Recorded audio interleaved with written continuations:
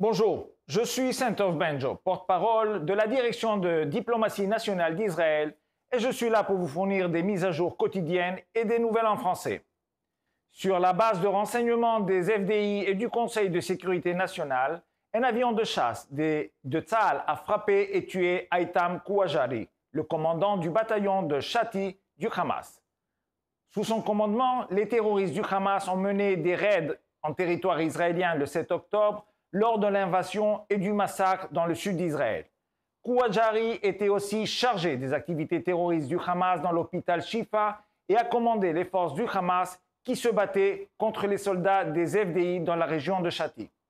Il est également responsable de nombreux actes de terreur contre les Israéliens. Sur le front nord, un tir a été identifié depuis la Syrie en direction du territoire israélien. L'artillerie des FDI a riposté et frappé la source du lancement. En outre, les terroristes du Hezbollah ont lancé 2 missiles anti-chars et plusieurs obus de mortier depuis le Liban. Le 7 octobre a pris l'État d'Israël par surprise. Une avalanche de milliers de roquettes s'est abattue sur les villes et les villages, poussant des millions de personnes à se mettre à l'abri, tandis que les sirènes d'alerte aérienne retentissaient.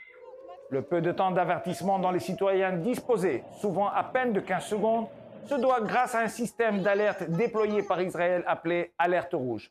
Ce système divise le pays en petites régions et envoie des alertes en conséquence. Alors que le Hamas tire directement sur les civils israéliens, Israël prend des mesures sans précédent pour minimiser les pertes civiles dans la bande de Gaza, tout en poursuivant et en éliminant le Hamas. Israël informe les habitants de Gaza plusieurs jours à l'avance des attaques prévues. Tzahal a passé des millions d'appels téléphoniques dans les zones touchées et largué d'innombrables tracts contenant des instructions. Le Hamas, quant à lui, a clairement fait savoir qu'il renonçait à toute responsabilité envers les civils qu'il était censé gouverner.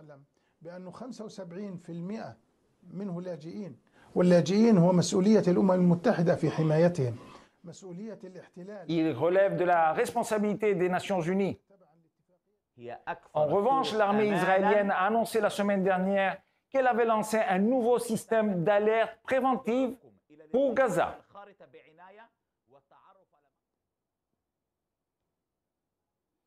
Ces tracts distribués dans toute la bande de Gaza se lisent comme suit. Chers habitants de Gaza, veuillez prêter attention et vous référer à cette carte. Si le numéro de votre bloc est annoncé, veuillez suivre les instructions de Tzahal pour évacuer en toute sécurité. Les annonces seront faites par téléphone et par l'intermédiaire des divers médias. Veuillez protéger vos familles et celles de vos familles.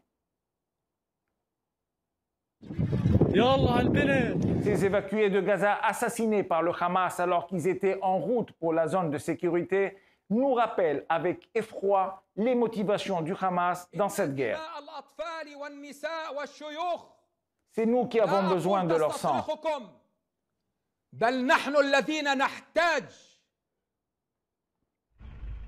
Les slogans de cette guerre, le Hamas glorifie la mort tandis qu'Israël sanctifie la vie, sont bien plus que des simples mots. Israël attribue toute sa priorité à la vie des civils, alors que le Hamas donne la priorité à la mort, même quand il s'agit de la mort de ses propres civils. Comme toujours, nous sommes à votre disposition 24 heures sur 24 pour répondre à vos questions aux coordonnées indiquées à l'écran. Nous vous remercions de votre attention.